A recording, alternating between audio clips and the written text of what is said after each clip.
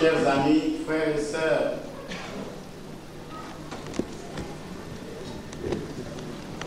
ce n'est pas pour moi la première fois de prendre part aux manifestations religieuses et nous sommes déjà dans notre pays, le Congo, compte tenu des libertés qui nous avaient été déjà accordées depuis longtemps dans le système œcuménique. Nous avons déjà célébré plusieurs fois les offices kimbanguistes, salutistes, catholiques, protestants. Ce qui nous réunit aujourd'hui est une date spéciale, un souvenir que nous allons certainement marquer dans notre esprit, celle de la réhabilitation du prophète Simon Kimbangu. Nous avons, dans cette procédure de réhabilitation, déjà, à la suite de la conférence nationale souveraine du Congo, demandé les réhabilitations des anciens chefs d'État au Congo, le président Fulbert Yulu, le président Massamba Deba, Marien Gouabi et Joachim Yombi Opango. Nous l'avons fait parce que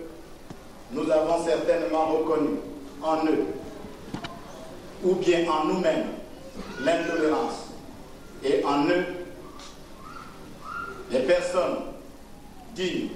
honnêtes. Certainement que c'est par erreur que les uns et les autres ont dû,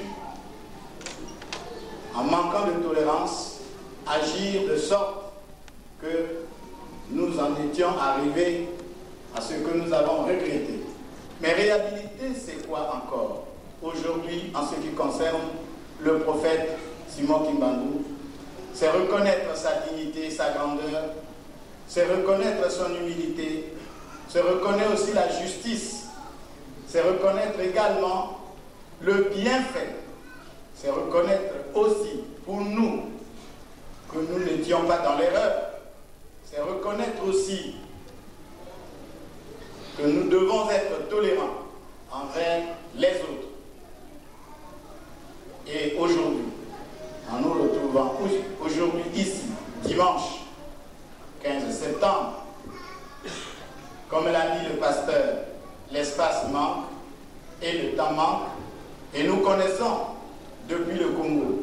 combien la mobilisation de l'église kimbanguiste est étonnante, et nous saurions ici, il y aurait eu une grande cour, un grand stade,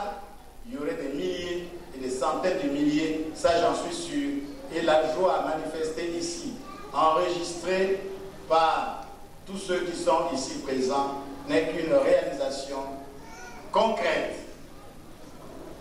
de la fierté, du plaisir et surtout de la confiance et la foi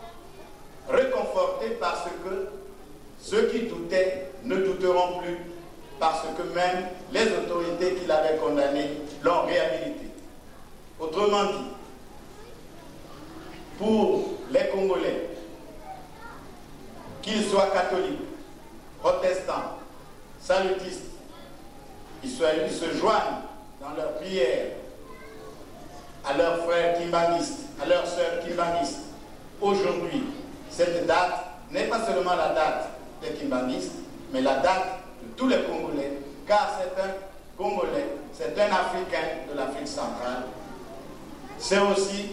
cet homme qui a dépassé les limites du Congo, de l'Afrique centrale, et comme l'a dit le pasteur, c'est un homme qui a atteint par ses idées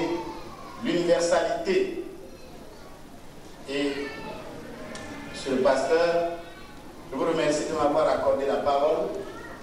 et je souhaite à la mission kimbanguiste en France encore beaucoup de succès et vous encourage dans ce que vous avez entrepris et j'espère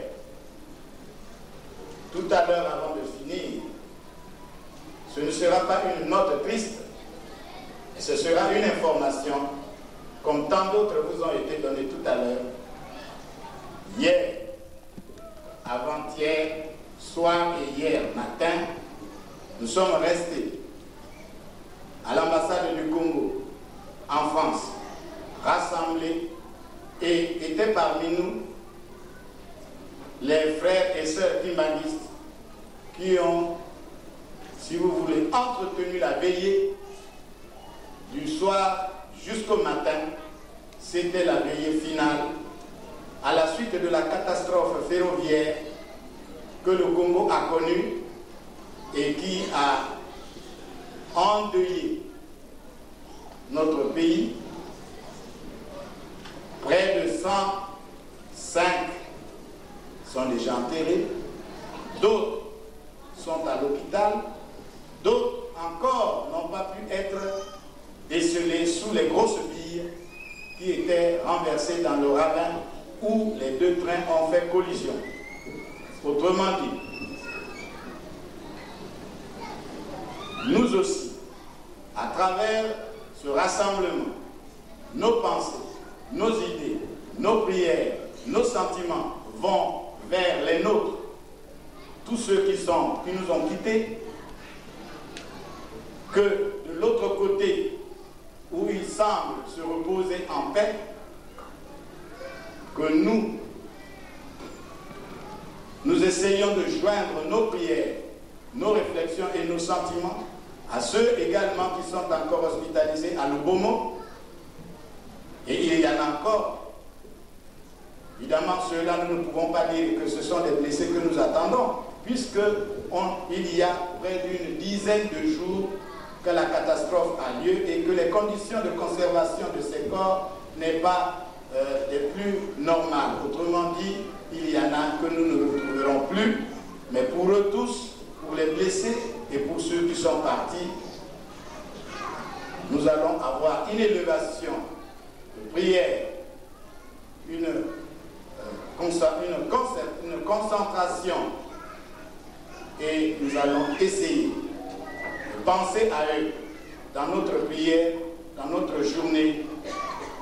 et nous demanderons à celui qui est le plus haut, celui qui écoute tout le monde, qui peut pardonner à tout le monde et qui peut guérir tout le monde,